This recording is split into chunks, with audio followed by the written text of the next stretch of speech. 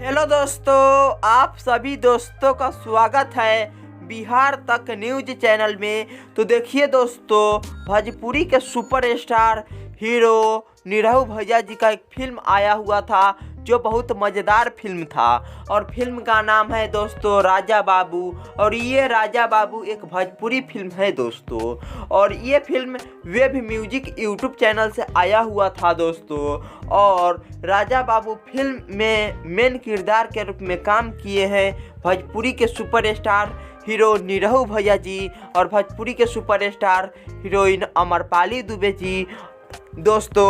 और ये film comedy से भरपूर फिल्म है और लव स्टोरी से भरपूर फिल्म है। और इस फिल्म में सबसे ज़्यादा गांव से संबंधित इस फिल्म में फोकस किया गया है दोस्तों। और इस फिल्म में शिक्षा से संबंधित भी बताया गया है, जैसे केबीसी कौन बनेगा करोड़पति, ये भी बताया गया है जो निरहू भैया जी जीते हैं केबीसी में दोस्तों।